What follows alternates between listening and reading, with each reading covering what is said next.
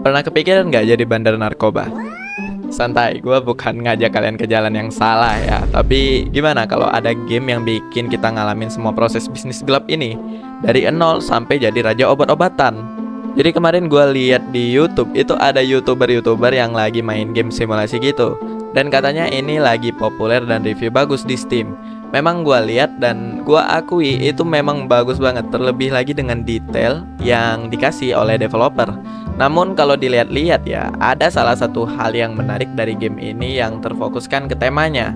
Yap, game ini memang mengangkat tema kriminal, tapi temanya lebih ke arah penjualan obat-obatan.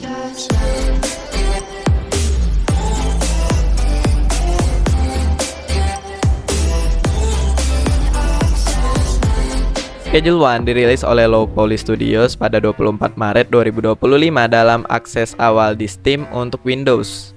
Game ini dapat ulasan positif banget, 99% review di Steam kasih rating bagus. Gue sendiri cukup kaget ya, nggak nyangka game dengan tema begini bisa laku di pasaran. Di awal game, kalian bakal main sebagai karakter yang bisa kalian customize nanti. Dan di sini gue bakal nyebut karakter dengan nama Romi, seorang pemuda yang ngebangun bisnis narkoba bareng pamannya di sebuah kota kecil. Awalnya kita cuma diajarin dasar-dasar bisnis haram ini sama si pamannya ini, atau sama si gamenya lah ya. Nanem, manen, jualan, bahkan ngasih sampel ke calon pelanggannya. Tapi belum lama jalan, bisnis mereka itu keburu digerebek polisi. Paman Romi itu ketangkep, sementara Romi yang lagi kebetulan tidur di RV langsung tancap gas untuk kabur. Tapi cerita nggak berhenti di situ. Dari balik jeruji, paman Romi masih bisa nelpon dan kasih instruksi lah buat ambil duit yang dia sembunyiin di kota tempat Romi sedang menetap. Anehnya ya, polisi itu kayak nggak peduli aja gitu. Atau mungkin mereka lagi nggak ngawasin ya, si paman Romi ini lagi ngejelasin instruksi gitu sama si Romi.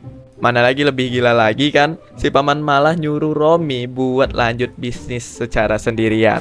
Dari sini mulailah perjalanan Romi sebagai bandar kecil-kecilan. Tapi bisnis gelap nggak pernah gampang. Baru mulai aja mobil Romi udah dibakar kartel ya. Ini udah bisnis haram terus ditambah masalah lagi. Aduh. Gameplaynya sendiri cukup kompleks ya. Kalian harus mikirin produksi, distribusi, dan persaingan dengan dealer lain.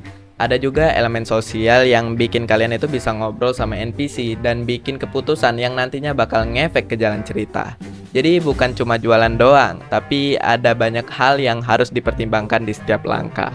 Satu pertanyaan dan sesuai judul kan, yang mungkin ada di benak banyak orang itu, kenapa sih developernya itu milih tema jualan narkoba dan kok bisa sih game ini populer? Ada beberapa alasan mengapa developer itu memilih tema dagang bisnis ini. Yang pertama, biar lebih realistis dan berbobot. Dunia narkoba itu bukan sekedar mitos di beberapa negara ya. Ini jadi bagian dari realitas sosial dan ekonomi. Game ini bisa jadi semacam simulasi buat nunjukin sisi lain dari bisnis ini, lengkap dengan resiko, strategi, dan konsekuensinya.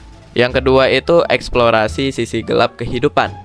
Game ini nggak ngajarin kalian jadi bandar beneran ya, tapi lebih ke nunjukin gimana dunia narkoba bekerja. Dengan gameplay yang realistis, kalian bakal ngelihat langsung susahnya ngatur bisnis gelap ini, dari diuber polisi sampai berurusan sama kartel saingan. Yang terakhir itu membangun pengalaman provokatif. Tema kontroversial ini bisa menarik perhatian banyak orang dan memicu diskusi. Developer mungkin ingin pemain berpikir tentang realitas kehidupan dan dampaknya. Dan inilah juga mengapa game ini bisa populer. Namun bukan hanya cerita provokatif aja yang membuat game ini populer. Ada juga karena game ini mengangkat isu narkoba, jadi kadang-kadang dimaksudkan untuk memberikan kritik sosial terhadap pengguna narkoba dan dampaknya pada masyarakat. Hal ini bisa menciptakan percakapan penting dan membuat pemain berpikir lebih dalam tentang isu tersebut.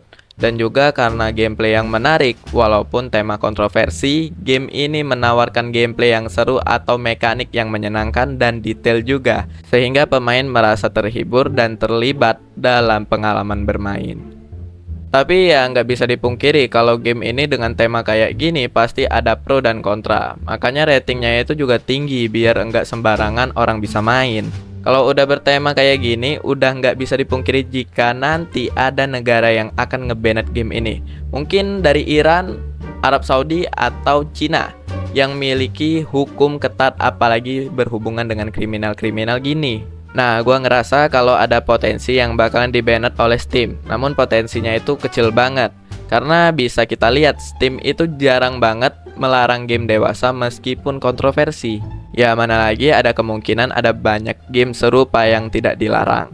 Tapi bisa aja di-banned jika ada tekanan besar dari pemerintah atau komunitas. Jika dilihat-lihat juga ya, biasanya game kontroversi itu bisa bikin cepat naik dan langsung bisa juga bikin cepat redup untuk kepopulerannya ya. Jadi bisa diakui kalau game ini populer untuk hype sementara aja, tapi ini tuh masih teori ya. Kemungkinan sang developer bernama Low Poly Studios akan membuat update besar-besaran yang mungkin game ini akan populer kembali.